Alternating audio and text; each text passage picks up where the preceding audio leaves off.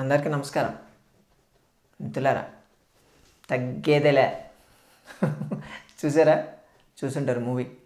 Okay, ఈ తగ్గేదేలే ఎందుకు చెప్పారంటే ఆ సినిమాలో ఎర్రచందనం స్మగ్లింగ్ మీద తీశారు కదా. ఎర్రచందనం స్మగ్లింగ్ అంటే దానికి ఏదో సంథింగ్ ఈ వస్తువులు చేయడానికి దానికి చాలా కాస్ట్లీ ఉంటుందని చెప్పారు కదా.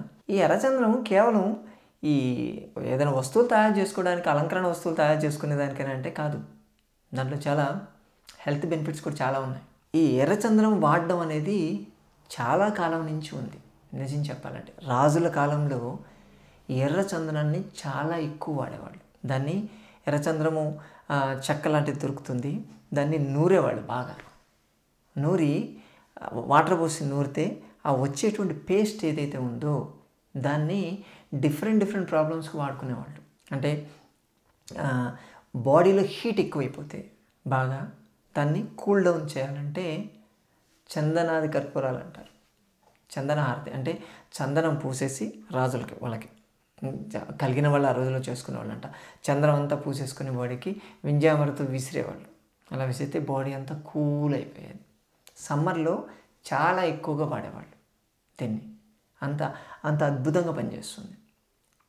అలాగే ఈ ఏదైతే ఎర్రచందనం మొక్క ఉంటుంది కదా, దాన్ని ఒక రాగి పాత్ర తీసుకొని, రాగి పాత్రలో నీళ్లు తీసుకొని దాంట్లో ఈ ఎర్రచందనం మొక్క వేసేయాలి. నీళ్ళు అలా మునిగేటట్టు ఉంచేయాలి. ఓవర్ నైట్ అలాగే ఉంచేసి పొద్దున్న లేచి ఆ నీళ్లు తాగుతూ ఉంటే కూడా మీకు ఎటువంటి హీట్ ప్రాబ్లమ్స్ రావు. బాడీలో హీట్ బాయిల్స్ రావడం కానీ ఇటువంటి ప్రాబ్లమ్స్ ఎప్పుడూ రాకుండా ఉంటాయి. ఈ ఎర్రచందనాన్ని చెట్టు బెరడు, ఆ చెట్టు బెరడు తీసుకొని దాన్ని నీళ్ళలో వేసి కషాయం చేయాలి. కషాయం చేసి ఆ నీళ్లు తాగుతూ ఉంటే షుగర్ కంట్రోల్లోకి వస్తుంది. అంత బాగా పనిచేస్తుంది. ఇది షుగర్ని కంట్రోల్ చేసేటువంటి కెపాసిటీ దీంట్లో ఉంది. ఇదే ఎర్రచందనం పొడిని తీసుకొని దాంట్లో కొంచెం రోజ్ వాటర్ దొరుకుతుంది, అది కలిపేసి మీకు ఎక్కడైతే మొటిమలు ఉంటాయి చూసారా, ఆ మొటిమల మీద ఆ మొటిమల వరకే ఆ రోజ్ వాటర్తో కలుపుకొని పెడితే మొటిమలు తగ్గిపోతాయి, పింపుల్స్ తగ్గిపోతాయి. మచ్చలు ఉంటాయి, ఈ బ్లాక్ స్పాట్స్ వస్తాయి చూసారా, వాటికి కూడా ఈ ఎర్రచందనం పేస్ట్ పెట్టేసి మీరు కొంచెం ఎండలో కూర్చోవద్దు, ఎప్పుడు ఫ్యాన్ గాలి కింద నీడలో ఆరిన తర్వాత దాన్ని మంచిగా చన్నీళ్ళతో కలిపి కడిగేస్తే మచ్చలు పోతాయి. మీకు ఈ గుంటలు పడి ఉంటాయి చూసారా, అవి కూడా షింక్ అవుతాయి. స్కిన్ మీద బ్లాక్ హెడ్స్, వైట్ హెడ్స్ లాంటి ఏవి ఉన్నా కానీ ఈ ఎర్రచందనం పేస్ట్ వల్ల పోతాయి. అలాగే ఎక్కడైనా సరే పుళ్ళు లాంటివి ఏదైనా ఉన్నాయనుకోండి, ఈ ఎర్రచందనం పేస్ట్ పెడితే తొందరగా పుళ్ళు తగ్గుతాయి. అంత ఎఫెక్టివ్ పనిచేస్తుంది. ఎర్రచందనం ఆయిల్ కూడా దొరుకుతుంది. కొంచెం ఇది చాలా కాస్ట్లీ ఉంటుంది. ఈ ఆయిల్ని యాక్చువల్గా ఈ కాస్మెటిక్స్ ఉంటాయి కదా చూసారు, సౌందర్య సాధనాలు ఏవైతే ఉంటాయో వాటిల్లో బాగా విపరీతంగా వాడతారు. కొన్ని మెడిసిన్స్లో కూడా దీన్ని వాడతారు. ఆయిల్ని, శాండల్వుడ్ ఆయిల్ని వాడతారు. ఓకే, దీన్ని ఈ శాండల్వుడ్ ఆయిల్గా దొరికితే దాన్ని తీసుకొని మీరు ఫేస్కి, బాడీకి కానీ వారానికి ఒక్క రోజు కానీ మీరు కానీ చేయగలిగితే దాని గ్లో విపరీతంగా ఉంటుందండి. లేదంటే ఆయిల్ కాస్ట్లీ అనుకుంటే ఈ పౌడర్ ఏదైతే ఉంటుందో ఆ పౌడర్ని కొంచెం రోజ్ వాటర్లో కలిపేసి బాడీకి పెట్టేసుకోవచ్చు. మొత్తం పెట్టుకోగలిగితే ఎక్సలెంట్ రిజల్ట్స్ ఉంటాయి.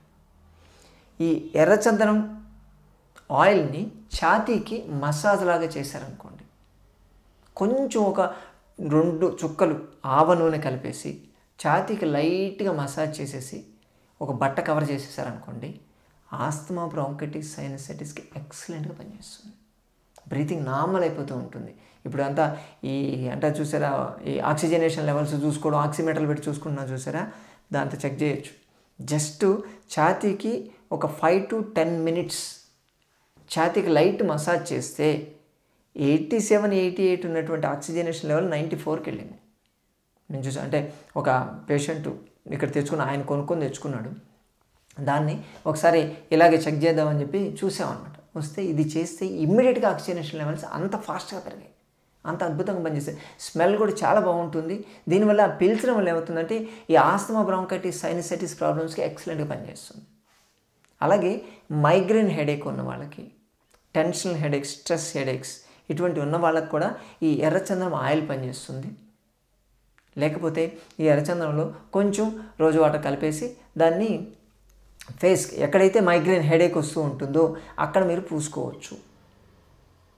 మీ కడుపులో అల్సర్ లాంటి ప్రాబ్లం ఉన్నాయనుకోండి, వాళ్ళకి ఈ చెట్టు బెరడు చెక్కని మరిగించి దాన్ని నీళ్లు తాగొచ్చు, తగ్గిపోతుంది. ఫ్రీక్వెంట్గా చాలామందికి ఈ మోషన్స్ అవుతూ ఉంటాయి, రకరకాల మోషన్స్, చిగట విరేచనాలు, లేకపోతే నీళ్ళ విరేచనాలు, రక్త విరేచనాలు ఇలా అవుతుంటాయి కదా.